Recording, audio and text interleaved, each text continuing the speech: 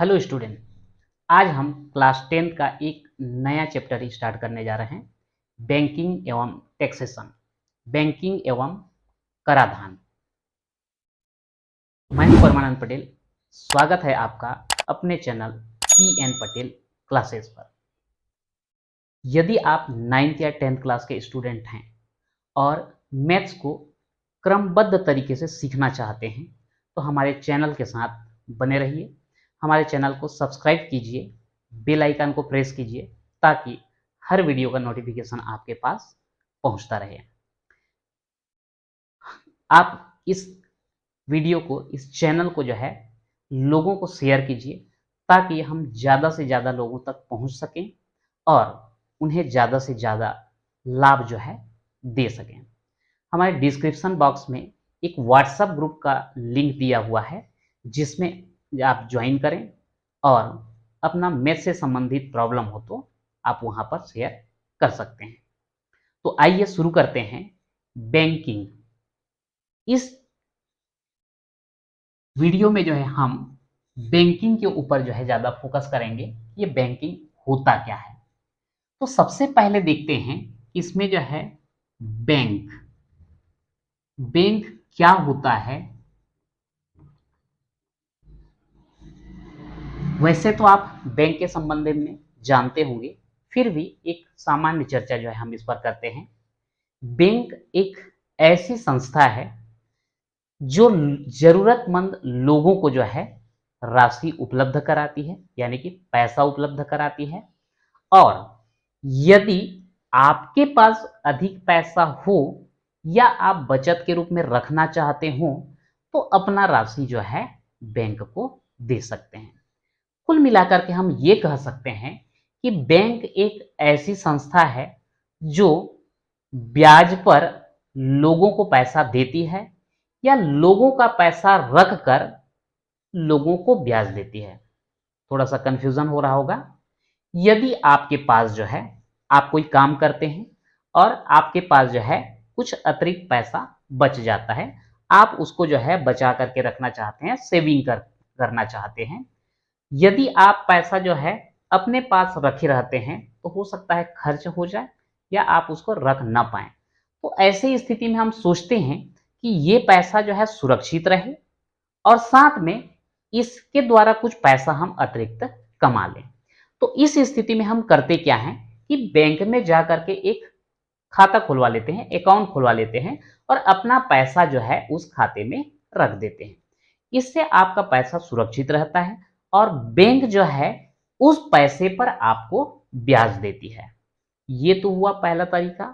दूसरा, यदि आप अपना कुछ कारोबार करना चाहते हैं, व्यापार करना चाहते हैं, घर बनाना चाहते हैं, प्रॉपर्टी खरीदना चाहते हैं, तो उस कंडीशन में क्या करते हैं कि हम बैंक से जो है उधार लेते हैं, लोन लेते हैं।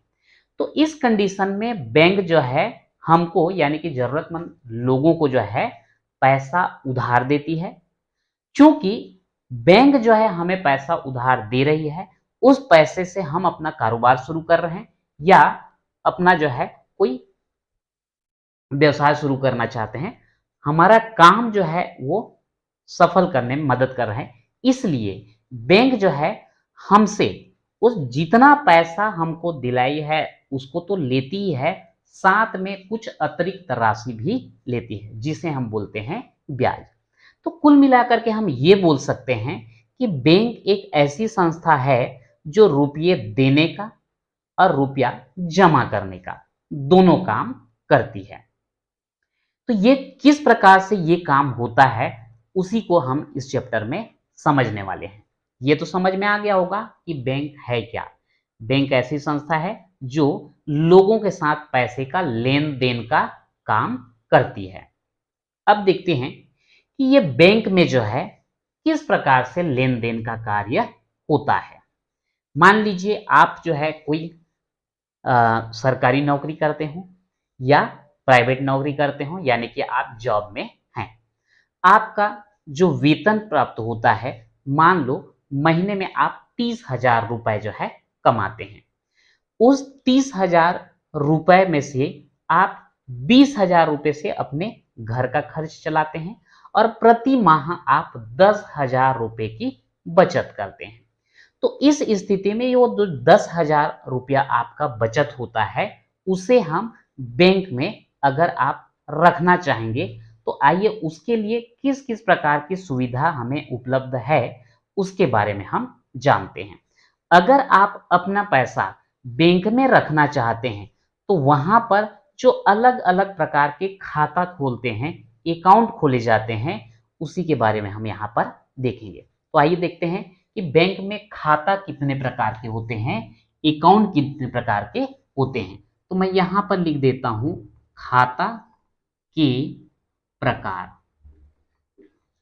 Types of account.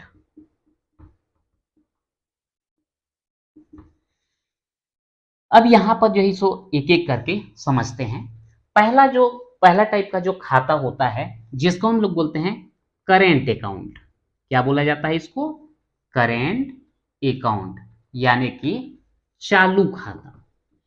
इसका उपयोग जो है प्रायः व्यापारी वर्ग करते हैं, क्योंकि अगर दिन भर जो है अपना दुकान में सामग्री बेचने के कारण जो बहुत सारा पैसा उनके पास इकट्ठा हो जाता है, वो अपने दुकान में या घर में रखना नहीं चाहते, क्योंकि वहां पर जो है उनको भय रहता है कि पैसा जो है चोरी ना हो जाए या और कुछ इसमें प्रॉब्लम ना आए।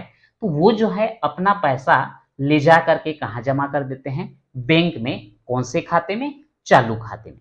इस खाते में जो है ब्याज लगभग नहीं के बराबर होता है, बहुत ही कम। यहां पर जो हम अपने पैसे को सुरक्षित रख सकते हैं। आप शाम को जमा कीजिए, सवेरे फिर निकाल लीजिए, सवेरे जमा कीजिए, शाम को निकाल लीजिए। ये आपके सुविधा के लिए जो है ये खाता खोला जाता है। दूसरा खाता होता है इसमें, इसको बोलते हैं सेविंग अकाउंट।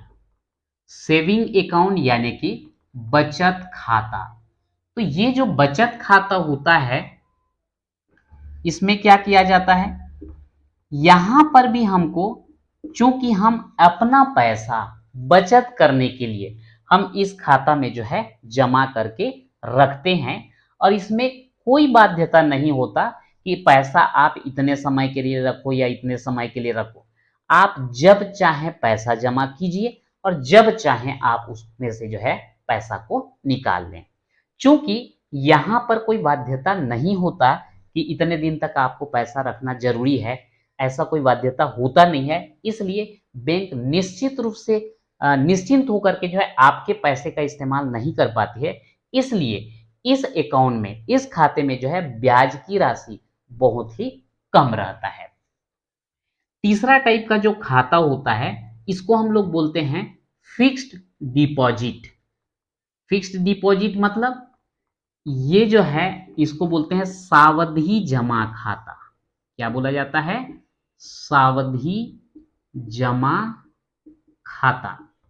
ये जो सावधि जमा खाता जो होता है, जैसे कि मैं बताया आपको कि अगर आप 30,000 रुपए जो है आपकी सैलरी है, आपका वेतन है, 20,000 रुपए आप जो है अपने घर चलाने के लिए उपयोग करते हैं, 10,000 की राशि आपके पास बच जाता है। तो वो जो 10,000 की राशि है जिसको आप बचत करके रखना चाहते हैं, लेकिन आप ये श्योर हैं कि ये 10,000 रुपए जो है कम से कम आपको 1 साल या 2 साल या 5 साल के लिए जरूरत नहीं पड़ेगा, आप उसको एक सुरक्षित ये रखना चाहते हैं और उसमें कुछ इनकम भी चाहते हैं, तो ऐसी स्थिति में जो है हम किसका इस्तेमाल करते हैं? Fixed deposit. इसमें जो है एक निश्चित राशि एक निश्चित समय के लिए जो है बैंक में जमा किया जाता है, जिसको हम बोलते हैं फिक्स्ड डिपॉजिट। अगला है रिकरिंग डिपॉजिट। अब ये रिकरिंग डिपॉजिट क्या होता है? रिकरिंग डिपॉजिट भी एक प्रकार से फिक्स डिपॉजिट के जैसा ही होता है। इसको हम बोलते हैं आवर्ती जमा खाता। ये दोनों में थोड़ा सा अंतर है। यहां पर रिकरिंग डिपॉजिट यानी कि आवर्ती जमा खाता में जो है एक निश्चित राशि हर महीने हम अपने खाते में जमा कराते जाते हैं। जैसे फिक्स डिपॉजिट में क्या किया गया कि 10,000 रुपए की राशि एक बार जमा कर दिया गया और कितने साल के लिए? 5 साल के लिए आपने जमा कर दिया। तो 5 साल में जो भी ब्याज बनेगा ये 10,000 का। यहां पर ध्यान रखेंगे कि फिक्स डिपॉजिट में जो ब्याज दर दिया जाता है वो चक्रवृद्धि ब्याज होता है, यानी कि ब्याज का भी ब्याज आपको दिया जाता है। ये कहलाता है आपका सावधि जमा खाता या फिर फिक्स डिपॉजिट। यहां पर आवर्ती जमा खाता में क्या होता है कि आप अपने सुविधानुसार 100 रुपए, 500 रुपए, 1000 रुपए आप जितना चाहते हैं, मान लेते हैं 500 रुपए जो है प्रति माह जमा करते जाते हैं। और कितने वर्ष के लिए? आप अपने सुविधानुसार 1 साल, 2 साल, 5 साल, आप जितने साल के लिए लेना चाहें। तो 500 रुपया जो है प्रति माह जो है जमा करते गया। कितने साल तक? 5 साल तक। तो 5 साल के बाद जो भी राशि बनेगा आपका, प्रति माह जो भी जमा कर रहे थे वो आपका मूलधन हुआ, और उस मूलधन पे जो है चक्रवृद्धि ब्याज दिया जाएगा। दोनों मिलाकर के 5 साल में जितना बनेगा वो आपको दिया जाएगा। तो दोनों में अंतर क्या है?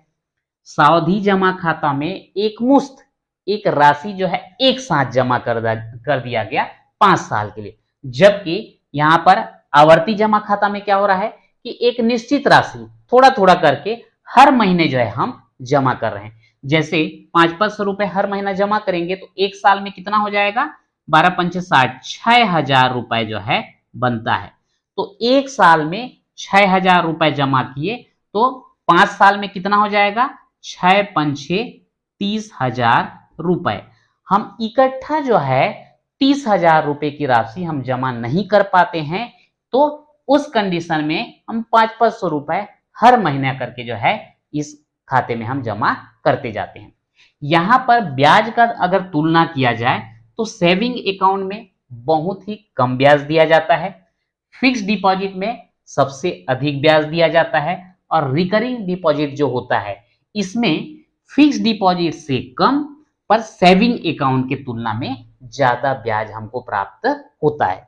अच्छा, इनका जो है हम कैलकुलेशन कैसे करते हैं, कौन से सूत्र के द्वारा या कौन से विधि के द्वारा हम इनको प्राप्त करते हैं, तो आपको बता देता हूं। बचत खाता में जो भी ब्याज बनता है इसके लिए साधारण ब्याज का हम सूत्र लगाते हैं। साधारण ब्याज के लिए क्या होता है? मूलधन गुणित दर गुणित समय बटे 100। इस विधि के द्वारा हम बचत खाता में जो भी ब्याज दर प्राप्त होता है उसे हम ज्ञात करते हैं। ये जो है आप पिछले क्लास में पढ़ चुके हैं, 8वीं क्लास में पढ़ चुके हैं, 9वीं में भी पढ़ चुके हैं। अब यहां पर देखते हैं फिक्स डिपॉजिट, सावधि जमा खाता। तो यहां पर होता क्या है सावधि जमा खाता में कि आप जितना राशि जो है जमा किए उसका जो है चक्रवृद्धि ब्याज दिया जाता है, और अंतिम में आपका मूलधन और ब्याज एक साथ यानी कि मिश्र धन जो है प्रदान किया जाता है। तो यहां पर हम एक सूत्र का इस्तेमाल करते हैं, A बराबर P गुणित 1 धन R बटे 100 और घात N। यहां पर P क्या होता है? मूलधन, जितना राशि आपने एक मुश्त जमा किया था। R ब्याज दर, कि सालाना आपको कौन से रेट पे जो है ब्याज दिया जाएगा, और N क्या है? कितने बार उसको कैलकुलेट किया जा रहा है। मतलब 5 साल के लिए आप जमा किए हो, और यदि ब्याज की गणना वार्षिक होता है तो यहां पर जो है N का मान कितना आएगा? 5 आ जाएगा। तो इसके द्वारा जो है सीधा सीधा हमको जो है 5 साल बाद कितना मिलेगा, 10 साल बाद कितना मिलेगा वाला, यानी कि मिश्र धन जो है हम इस सूत्र के द्वारा ज्ञात करते हैं। यहां पर जो है 8वीं क्लास में हम देख भी चुके हैं कि अगर ब्याज की गणना तिमाही हो तो कैसे करें, 6 माही हो तो कैसा करें, और वार्षिक हो तो कैसा करें, वो स्थिति के ऊपर डिपेंड करता है। अब इसके बाद आ जाता है रिकरिंग डिपॉजिट या आवर्ती जमा खाता।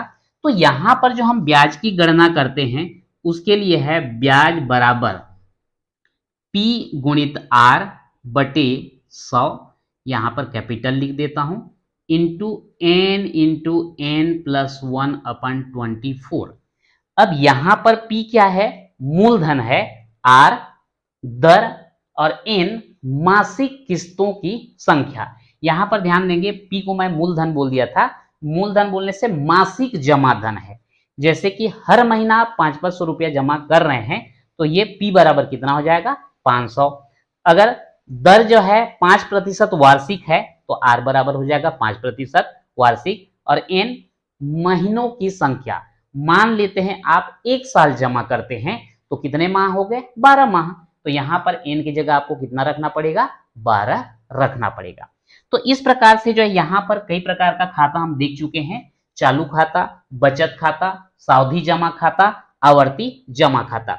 इसके बाद और भी कुछ होते हैं, जैसे senior citizen, senior citizen account. अब ये सीनियर सिटीजन अकाउंट होता है क्या, वरिष्ठ नागरिक खाता। वरिष्ठ नागरिक मतलब ये खाता जो है अभी आप नहीं खुला सकते। वरिष्ठ नागरिक यानी कि 60 साल के बाद जिस व्यक्ति का उम्र 60 वर्ष जो है पार हो चुका है, उसके लिए जो है ये सीनियर सिटीजन खाता खोला जाता है। और होता है पीपीएफ, इसको बोलते हैं पब्लिक प्रोविडेंट फंड। ये भी एक प्रकार का खाता है जो कि बैंक में हम खोल सकते हैं। अब यहां पर जो है खाता तो हमने बहुत प्रकार के देख लिए, लेकिन इस क्लास में, इस चैप्टर में जो है, जो हम लोग अध्ययन करने वाले हैं वो है रिकरिंग डिपॉजिट और फिक्स डिपॉजिट। ये दोनों के बारे में जो है हम विस्तृत यहाँ पर जानकारी लेने वाले हैं। सेविंग अकाउंट के बारे में आप पिछले क्लास में पढ़ चुके हैं, तो यहाँ पर आप ध्यान देंगे कि ये फिक्स डिपॉजिट यानी कि सावधि जमा में जो है किस प्रकार से ब्याज की गणना किया जाता है, और आवर्ती जमा खाता में भी किस प्रकार से ब्याज की गणना किया जाता है। ये थोड़ा सा आपको ध्यान से देखना है। यहां पर जो है ये पूरा किस प्रकार का खाता होता है, कैसा होता है, इसके बारे में जो है एक परिचय दिया गया।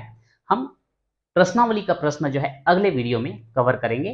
तो आज के वीडियो में इतना ही, मिलते हैं नेक्स्ट वीडियो में।